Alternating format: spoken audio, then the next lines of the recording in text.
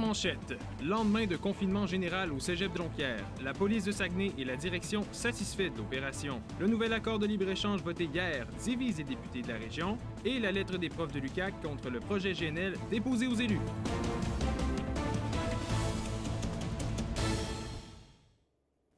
Bonjour mesdames et messieurs et bienvenue à ce web journal du jeudi 30 janvier 2020. Après une mesure de confinement exceptionnelle due à une menace externe hier, il est temps pour le service de police de Saguenay et la direction du cégep de Jonquière d'effectuer le bilan de l'opération. Les étudiants ciblent le manque d'informations et de présence humaine sur le terrain, deux axes que le directeur général du cégep, Rénald Thibault, souhaite améliorer. Le reportage de Pascal Gachet. L'événement a eu lieu hier, on est le lendemain, mais le travail n'est pas fini là. La police de Saguenay et le cégep de Jonquière ont pris des mesures d'urgence pour sécuriser l'établissement et constatent qu'elles ont été appliquées de manière efficace. La collaboration au niveau du cégep de Jonquière a très bien fonctionné. C'était très rapide. La première préoccupation dans ces situations-là, c'est est-ce que les mesures sont bien appliquées? Fermer les rideaux, rester dans la classe, ne pas ouvrir. Même si la tension est retombée, des étudiants nous livrent leurs témoignages, mêlant stress, angoisse, manque d'informations, mais aussi solidarité. Un vécu utile qui servira à parfaire les procédures de sécurité d'urgence. La première chose qu'on a faite, c'est qu'on a fermé les lumières, on a fermé toutes les portes d'accès, puis on s'est caché en arrière de la petite table juste à côté. Puis on a attendu à peu près quasiment 1 heure avant que finalement on se fasse annoncer au Multivox que le barricadage est maintenant terminé. Pour moi, c'était quand même angoissant parce que pour moi, ça me fait repenser à des scénarios de prise d'otage. Durant tout le confinement, personne n'a passé devant le local.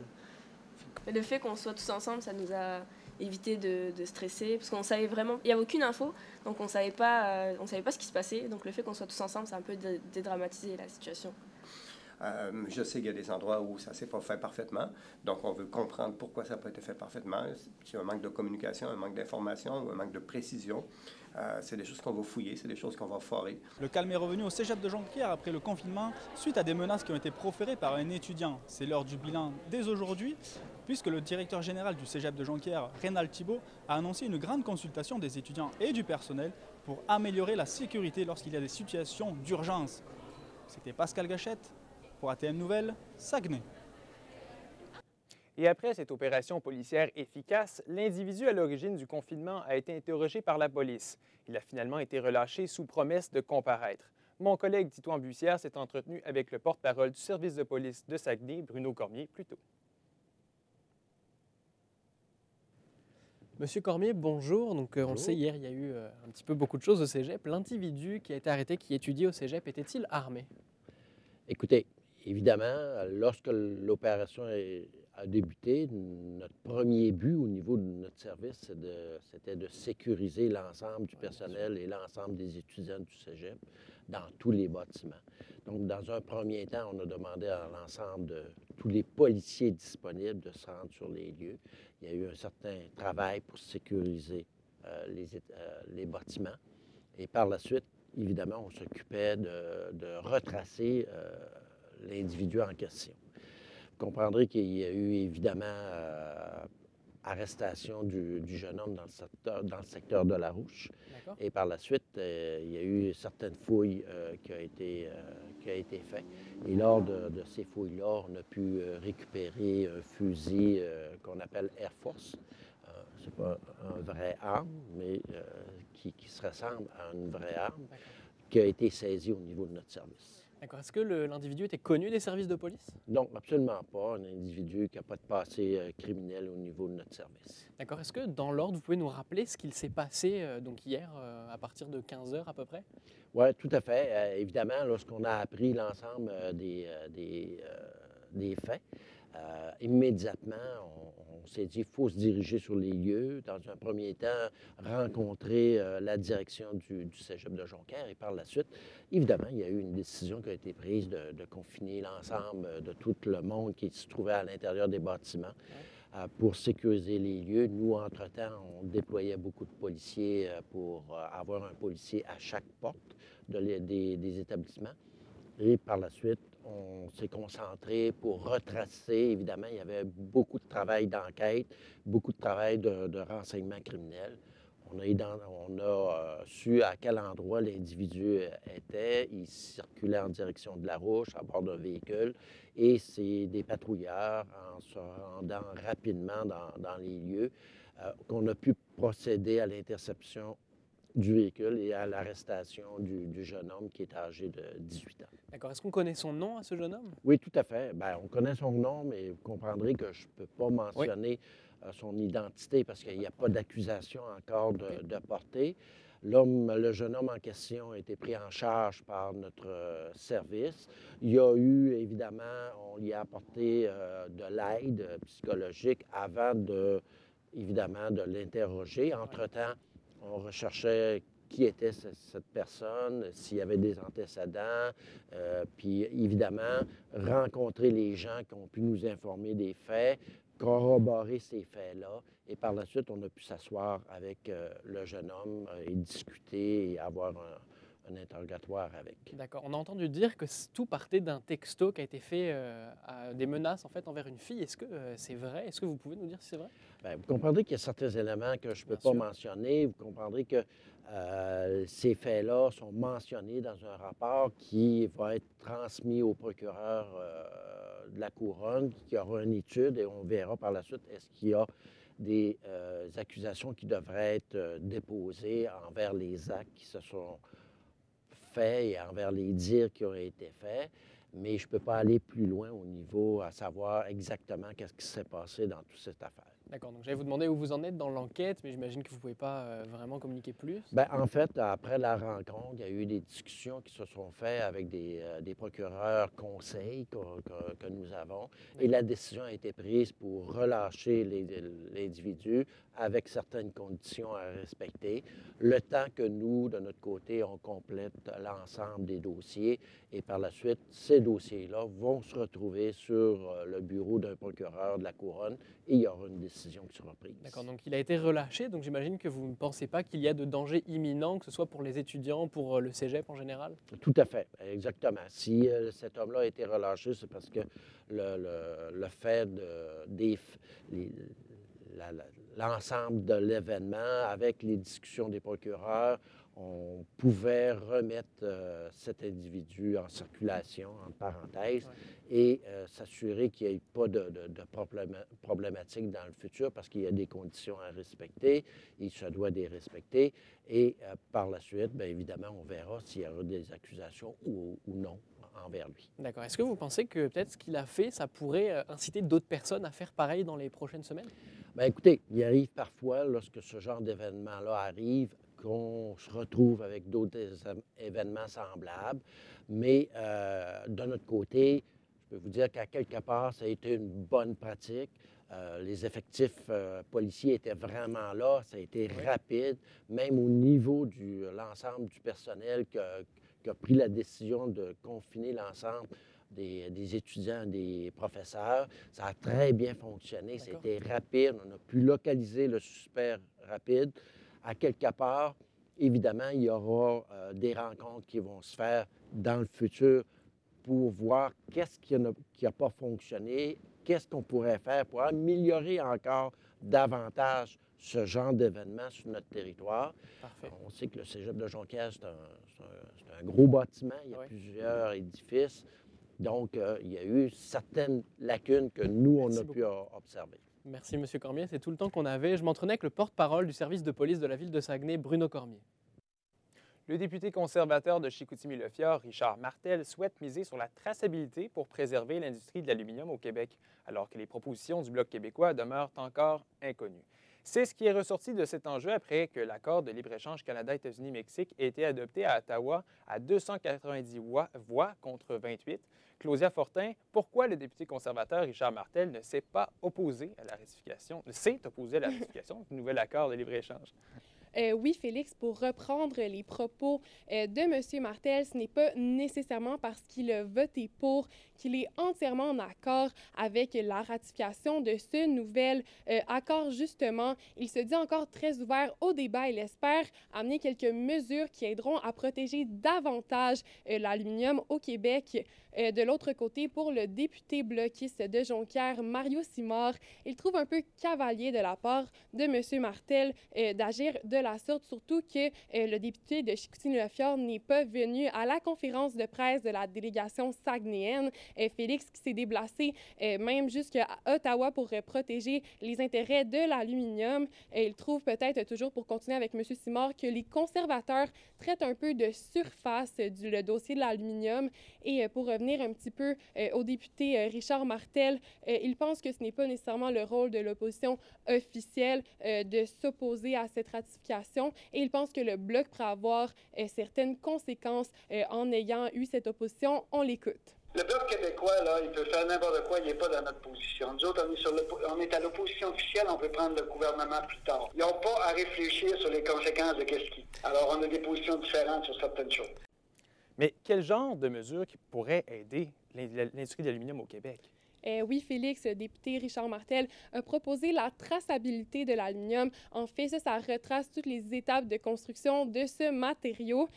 Puis, le président du syndicat national des employés de l'aluminium à Arvida, Alain Gagnon, pense que cette proposition est envisageable, mais il veut que l'opposition officielle, justement, fasse davantage de pression au gouvernement afin que la cause de l'aluminium se fasse davantage entendre, Félix. Mais est-ce que plusieurs personnes dans la région sont inquiètes des décisions qui sont prises en ce moment?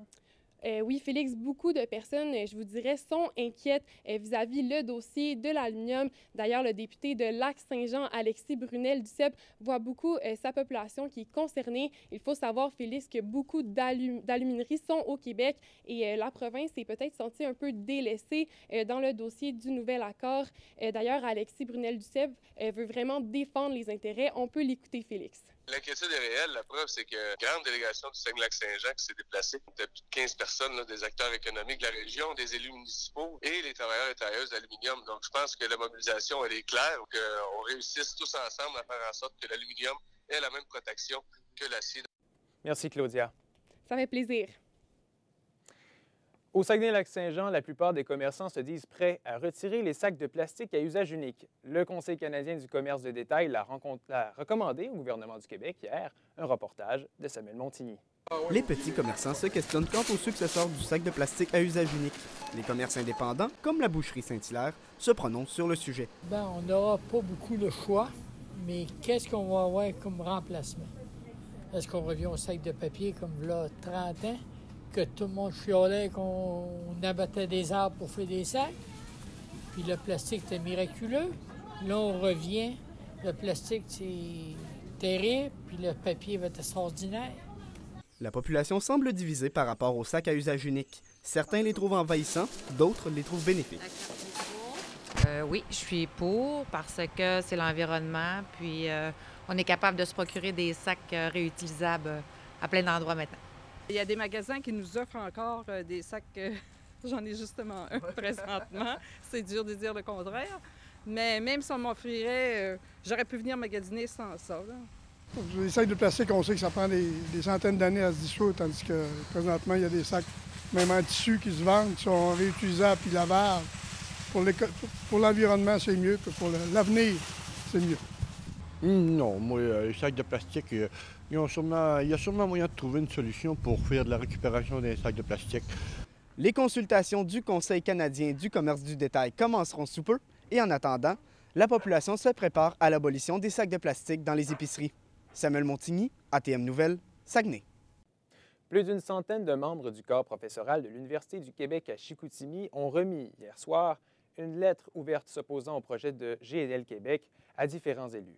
La lettre dénonce notamment le financement du projet et son impact écologique. Simon Carmichael, à qui était destinée la lettre? Eh bien, Félix, la lettre était destinée notamment à plusieurs élus, comme les premiers ministres Legault et Trudeau, les ministres de l'Environnement, M. Wilkinson et M. Charette, la mairesse de Saguenay, Josée Néron, et les députés provinciaux et fédéraux du Saguenay-Lac-Saint-Jean. Cependant, c'était vraiment de façon officielle, de façon officieuse. Les signataires de la lettre souhaitaient remettre à l'avant-plan la discussion sur le projet GNL Québec, notamment dans la communauté universitaire de l'UQAC. Et que proposent les signataires? Eh bien, ce qu'on propose du côté des signataires, c'est vraiment d'appuyer les sorties citoyennes des derniers mois, notamment celles des chercheurs de l'UQAC qui sont positionnés contre GNL Québec. Aussi, ce qu'on propose, c'est de présenter des propositions de transition qui sont développées actuellement à l'Université du Québec à Chicoutimi. D'ailleurs, dans la fameuse lettre, il y a plusieurs paragraphes à ce sujet. Et aussi, ce qu'on demande, c'est de mettre de l'avant l'expertise et l'expérience de l'UQAC en matière de région et en matière d'environnement. Il souhaite vraiment mettre l'accent sur l'aspect régional des signataires. Oui, tout à fait. Rappelez-vous, dans les derniers mois, on a entendu plusieurs intervenants de l'extérieur de la région s'opposer à GNL Québec. C'était d'ailleurs le cas pour 40 économistes qui ont fait une lettre ouverte dans le journal Le Devoir et pour 260 enfants de la région qui ont fait, eux, une lettre ouverte dans le quotidien. Ce qu'on propose cette fois, c'est vraiment un aspect régional avec des acteurs locaux et des experts régionaux. On peut écouter Sophie Delphé, une professeure en arts et lettres à l'UQAC et co-rédacteur de la lettre. Là, c'est une institution phare de la région qui se mobilise. Donc, en ce sens, c'est quand même un point important et surtout que ça vient appuyer aussi toutes les démarches qu'il y a eu jusqu'à présent. Donc, l'idée, c'est vraiment de créer aussi une mobilisation au sein de la région, vu que tous les expertes et expertes qui se sont mobilisés jusqu'à présent étaient plutôt à l'extérieur de la région. D'ailleurs, les instigateurs ont dénoncé le mouvement « Je crois en ma région ». Oui, tout à fait. Ce qu'on a contre le mouvement « J'en crois en ma région », c'est particulièrement le financement qui est en partie public via l'organisme Promotion Saguenay, mais aussi contre le nom « Je crois en ma région » qui, selon les instigateurs, porterait à croire que ceux qui sont contre les grands projets ne croient pas en la région. On peut écouter le co-rédacteur et professeur à l'UQAC, Yann Segers. Ils sont appropriés un mot aussi qui dit « Je crois en ma région ». Et je pense que nous, ce qu'on amène, en fait, c'est de dire on croit beaucoup à la région aussi. Donc, c'est pas croire au projet industriel d'une génération passée. Je pense que c'est pas nécessairement ça, croire à sa région.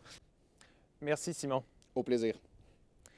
Les motoneiges utilisés par le guide et les touristes français qui ont disparu dans la rivière Grande-Décharge la semaine dernière sortent de l'eau. En début d'après-midi, la Sûreté du Québec a commencé à les extirper attachés à un hélicoptère. Les recherches se poursuivent pour retrouver les 2 corps manquants. Le froid complique les opérations. Le club de motoneigistes du Saguenay doivent souvent composer avec le manque de respect de certains membres face à la signalisation. Malgré la sensibilisation et les mesures préventives entreprises par le club et la Fédération des motoneigistes du Québec, l'attitude de certains usagers dans les sentiers est très répréhensible. Un reportage de Marianne Gay. Ce sont des bénévoles des clubs de motoneige qui s'affairent à poser les balises et les panneaux de signalisation dans les sentiers. Les bénévoles sont responsables d'apposer les balises et les poteaux aux endroits qu'ils jugent nécessaires et pertinents. On est des bénévoles puis on repose la signalisation. Ça fait qu'il y en a qui posent une signalisation conforme. Il y en a d'autres qui en mettent trop, mais il y en a d'autres qui en mettent pas assez. Bien, des fois, ils arrivent à certains endroits, il n'y a plus de signalisation dans le trailer. On va revenir la semaine prochaine ou dans 2 jours. La signalisation dans les sentiers de motoneige est un grand défi qui attend les clubs de motoneige et la Fédération des motoneigistes du Québec année après année. Faut comprendre que c'est des sentiers temporaires. C'est balisé par dans la neige, donc des fois les pancartes peuvent tomber, on peut s'en faire voler, ces choses-là. Donc c'est souvent là, à revérifier continuellement. Cette dameuse venait tout juste de rentrer au club de motoneige de Saguenay lors de l'entrevue. 5 dameuses parcourent le Saguenay afin d'entretenir adéquatement les 500 km de sentiers qui y sont balisés. Les opérateurs ont également la tâche de veiller à ce que la signalisation soit adéquate à chaque endroit et d'avertir le club en cas de lacune. J'essaie pas de puis c'est bien signalisé, puis on avertit les chauffeurs aussi de vérifier s'il manque de la signalisation. Ils marquent sur le rapport quand ils arrivent. Pour pouvoir être capable que les bénévoles puissent aller poser la signalisation conforme. Bien que les bénévoles et les conducteurs de dameuses soient à l'affût de la signalisation, il arrive parfois des écarts de conduite. En effet, en plus de sortir des pistes prévues pour la motoneige, des membres du club de motoneige de Saguenay ont retrouvé des panneaux qui ont été vandalisés. Quand on laisse, les gars vont en chasse puis tirent des coups de fusil, des carabines à plomb. Il y a toujours des motoneigistes qui font du bien, il y en a d'autres qui font du tort. Afin de veiller à une meilleure cohabitation, des patrouilleurs de la Sûreté du Québec ainsi que des patrouilleurs de la Fédération des motoneigistes du Québec sillonnent les sentiers de la province. Notre premier rôle, c'est de la prévention. C'est de la sensibilisation auprès des motoneigistes sur les règles à respecter, les conditions réglementaires pour pouvoir faire de la motoneige, avoir des assurances valides, immatriculation, ces choses-là. Les règles aussi de sécurité, la vitesse, qu'on va sensibiliser les gens.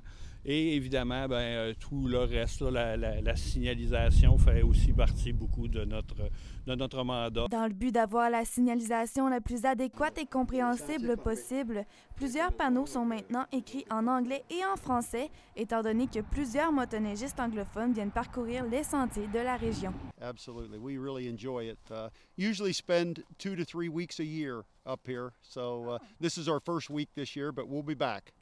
Le Club de motoneige de Saguenay ainsi que les patrouilleurs de la Fédération des motoneigistes du Québec invitent à la prudence dans les sentiers pour le reste de la saison. Marianne Gay, ATM Nouvelles, Saguenay. La présence d'attitudes racistes empêcherait les entreprises saguenéennes d'engager des travailleurs immigrants. C'est ce qu'a affirmé le président-directeur général de Conformit, Éric Desbiens, ce matin lors d'un déjeuner-conférence présenté par la Chambre de commerce et d'industrie Saguenay-Lefiard. Charlotte Côté-Hamel, de quelle manière le racisme nuit-il aux entreprises du Saguenay? Bien, en effet, Félix, il y aurait énormément de racisme au sein des employés de certaines entreprises de Saguenay. Ce qu'a rapporté, dans le fond, le directeur général de Conformit, Éric Desbiens, il dit avoir été souvent confronté à certaines situations qui étaient vraiment problématiques. Donc, dans son cas, c'était des employés qui étaient très racistes envers des immigrants ou également qui étaient un problème de société, donc de profilage racial. Il dit que ça l'a vraiment nui pour lui pour recruter et pour employer des immigrants parce que lorsqu'ils le font, ils ne sont pas nécessairement sentis 100% dans leur élément. Ils ne sont vraiment pas dans une bonne ambiance de travail et il rapporte qu'il y a beaucoup de préjugés encore aujourd'hui. Est-ce que les entreprises sont bien formées pour accueillir et intégrer les immigrants? En fait, non. C'est ce qu'on a appris aujourd'hui, ce matin, avec le déjeuner. La conférencière s'appelle Martine Boivin, conseillère en immigration. Ce qu'elle a fait, en fait, c'est qu'elle a fait un test questionnaire avec Kahoot et 26 des 42 entreprises ont participé. 50% ont répondu avoir eu aucune formation au sujet de la diversité culturelle en milieu de travail. Donc, c'est quand même la première fois pour eux que ça arrivait une conférence de ce genre. 33% des gens ont également répondu avoir de faibles connaissances ou compétences par rapport à la gestion inclusive des immigrants. Donc, pour elle, Martine Boily, ça serait vraiment d'inciter plus sur le fait que c'est primordial d'avoir une formation continue, une formation vraiment obligatoire pour tous les employeurs et les employés de la région.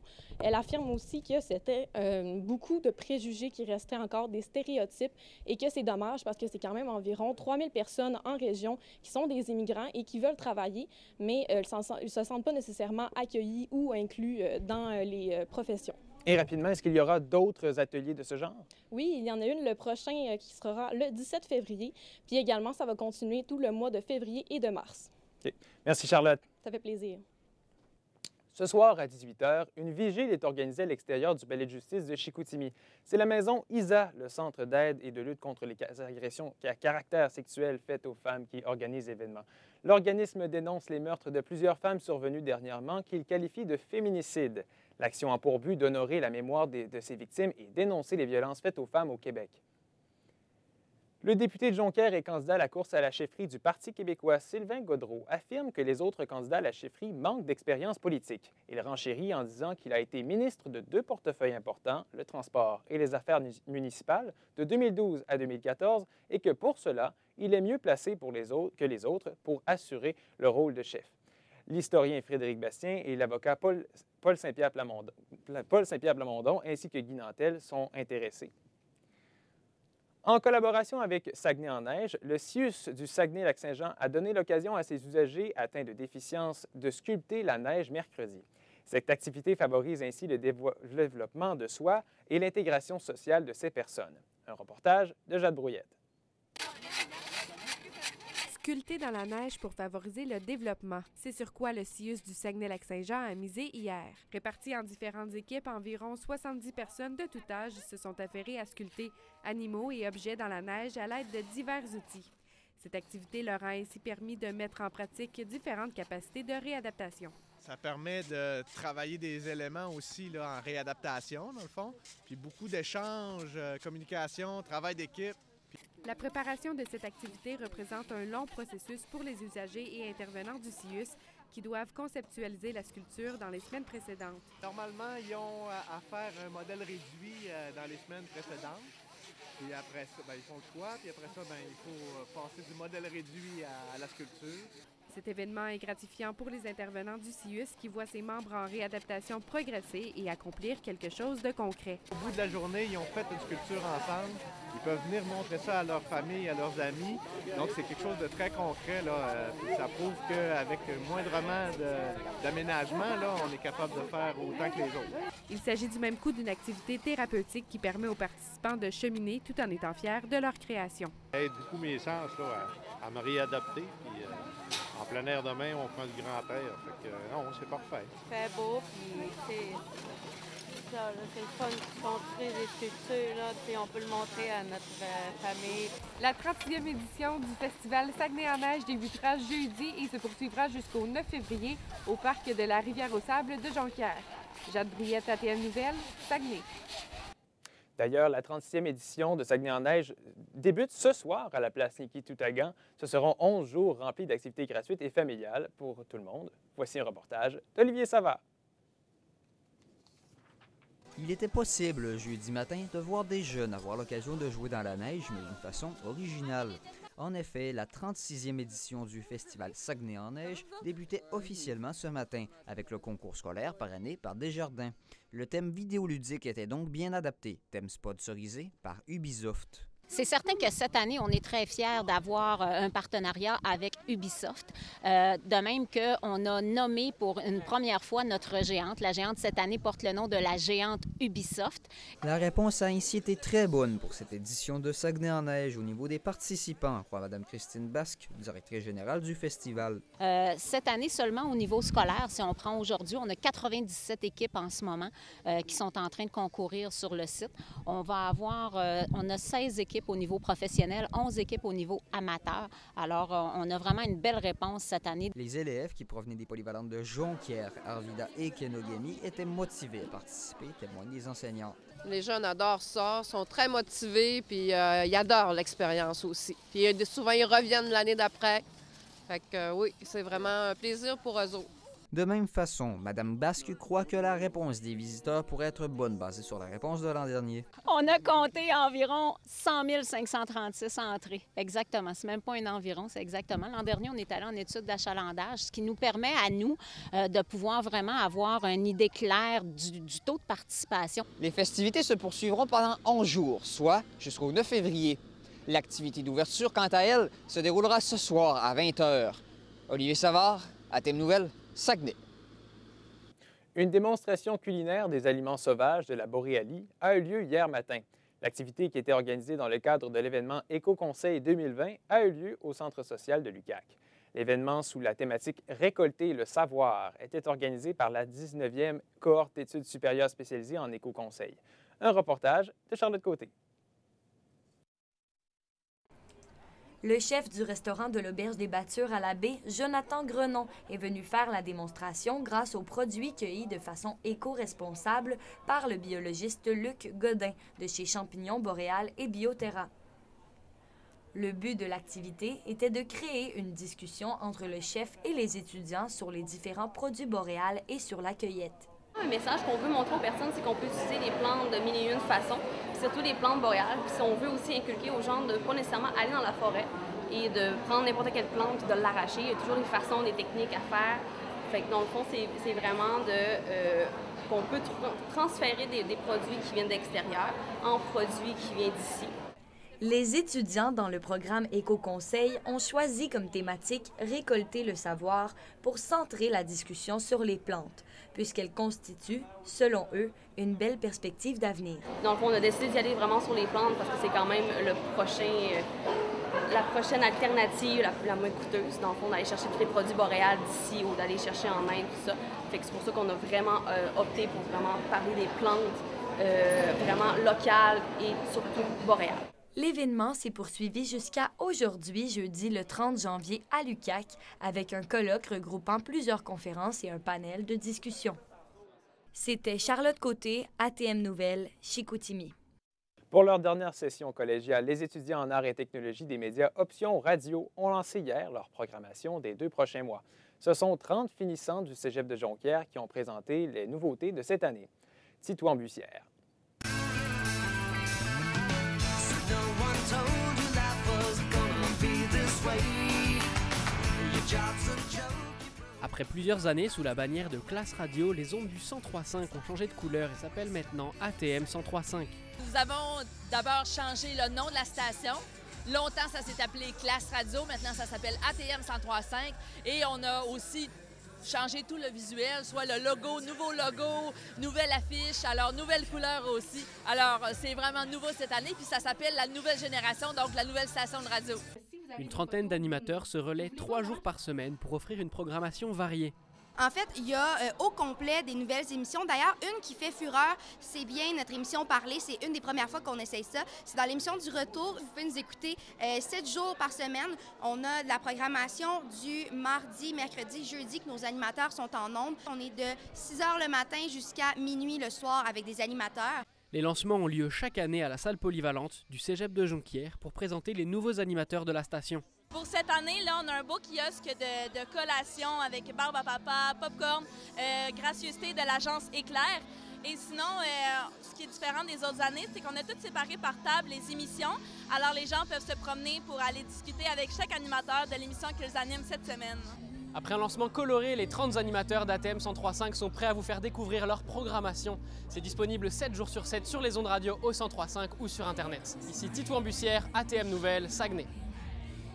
Ce soir aura lieu la 41e édition de la finale locale de Cégep en spectacle à la salle François Brassard du Cégep de Jonquière. ATM Nouvelles est allé à la rencontre de participants et d'organisateurs pour leur poser quelques questions sur la soirée à venir. Charlotte Côté a préparé ce qui suit. Ce sont 10 numéros qui seront présentés dans le cadre de la compétition ce soir à Jonquière. Des étudiants interprétant chant, danse et humour sont fébriles à l'idée de monter sur scène. Bien, c'est sûr que je suis un petit peu stressée parce que là, quand on pratique puis on est tout seul, bien, on se trouve drôle. Devant un public, des fois, c'est autre chose. Puis même aussi que des fois, quand on pratique, à force de le pratiquer, à force de le faire, bien, on finit par trouver que c'est plus drôle aussi. Fait qu'on passe par toutes les gammes d'émotions un peu avant quand on le pratique. Fait qu'on va avoir l'heure juste ce soir devant le public. Ce soir, je vais chanter. Je vais chanter des chansons que j'ai écrites. Puis voilà, c'est un peu un double défi. C'est est-ce que mes textes vont plaire et est-ce que ma voix va plaire? Est-ce que tout le monde va quitter la salle?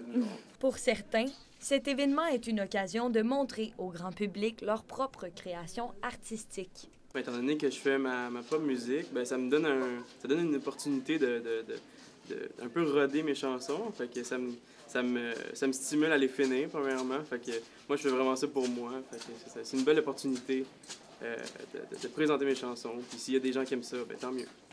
Selon la coordonnatrice de l'événement, la notoriété de l'artiste en deuxième partie devrait amener plusieurs spectateurs. Selon moi, on risque d'avoir quand même beaucoup de monde parce que notre deuxième partie, c'est Mathieu Dufault, puis il a été vraiment beaucoup demandé.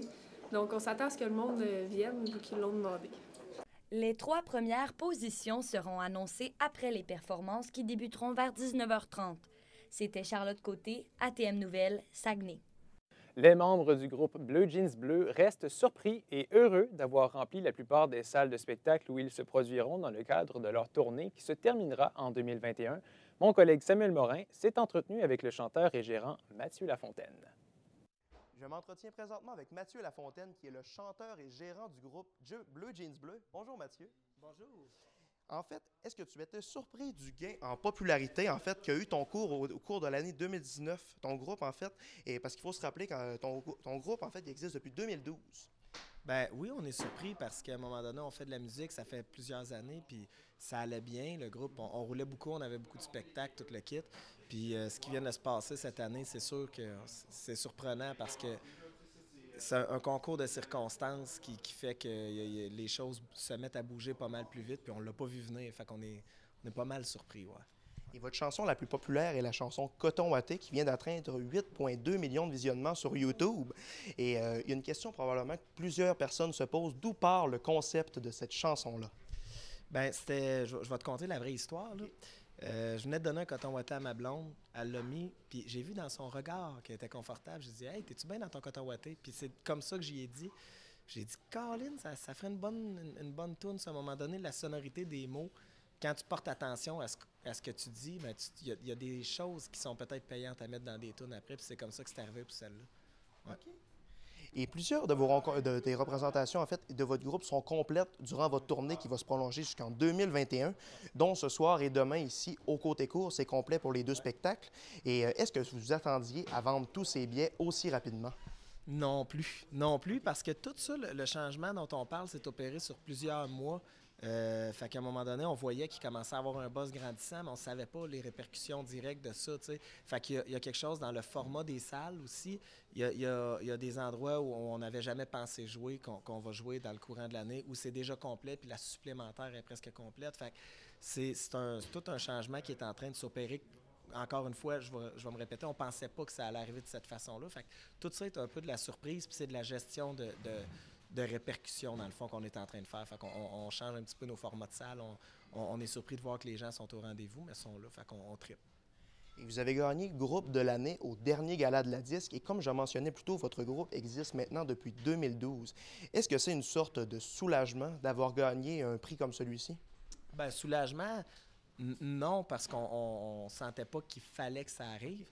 Mais est-ce qu'on est content? Certain. Tu sais, encore une fois, on est dans une talle, on fait toutes nos choses, c'est indépendant, notre label, c'est nous autres, on fait ça de notre côté. Puis on pensait pas qu'on avait tant notre place dans cette talle-là, on va dire, pour l'industrie.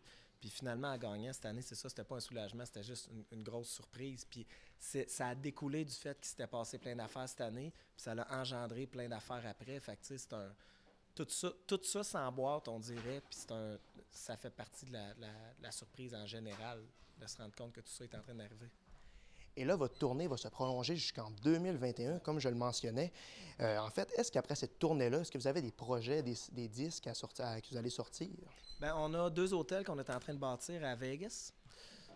Piscine olympique sur Pluton. Si on se demande qu'est-ce qui se passe avec la planète en ce moment, mais ça se pourrait qu'on aille là. Puis sinon, ben, on va prendre un petit break, je pense, pour penser à la suite, parce qu'on n'a pas déjà commencé à travailler sur le prochain album. Ça fait 1 an qu'on a sorti Perfecto. Puis là, ben, on est appelé à aller beaucoup sur la route. Fait qu'on on va finir cette tournée-là, puis après ça, on va penser à l'autre album. Il va en avoir un autre, mais on n'est pas rendu là pantoute. Et vous avez eu des propositions pour aller faire des tournées en Europe et même des spectacles, en fait. Est-ce que vous aviez mentionné que vous n'étiez pas, c'est pas que vous n'étiez pas intéressé, mais vous n'étiez pas encore prêt à aller là? Est-ce que c'est encore le point que vous maintenez? Bien, c'est qu'on veut attendre le bon moment. Tu sais, on veut pas y aller pour partir de zéro puis démarcher comme ce qui est en fait, les gens qui y vont souvent vont aller tâter le marché, après ça, travailler les contacts puis tout le kit. Puis nous, on a tellement d'ouvrages ici qu'on veut se concentrer ici. Fait qu'on n'est pas pressé d'y aller, mais on est ouvert. Il y a des propositions qui commencent à se présenter. On analyse ça, mais le jour qu'on va y aller, on va sentir que c'est le bon moment. En ce moment, c'est pas ça, mais ça se travaille. Eh bien, merci beaucoup, Mathieu. Un plaisir, mon ami. Je m'entretenais avec Mathieu Lafontaine, qui est chanteur et gérant du groupe Bleu Jeans Bleu. Et maintenant, du côté de la météo, Anne-Sophie Gagné, on va devoir s'habiller plus chaudement, hein? Oui, Félix, les températures sont particulièrement froides là au Saguenay-Lac-Saint-Jean. Donc, pour ce soir, le ciel sera généralement dégagé avec des percées de nuages. On prévoit une température de moins 17 degrés Celsius, ressenti moins 22 degrés. Donc, quand même, là, c'est très froid. En d'autres mots, c'est un bon temps pour se réchauffer à la maison, écouter un bon film. Ce soir, le mercure descendra à moins 21 degrés Celsius, ressenti moins 25 à Saguenay, une différence d'environ 1 degré avec le Lac-Saint-Jean. Finalement, pour demain matin, le froid persistera avec une température ressentie de moins 25 degrés là, du côté de Saguenay pour moins 23 au Lac-Saint-Jean. Bref, habillez-vous adéquatement puis surtout prévoyez vos déplacements. C'est très froid. Donc, à vous, Félix. Mesdames et messieurs, merci d'avoir été là pour ce long web journal. On se donne rendez-vous mardi prochain. Au revoir.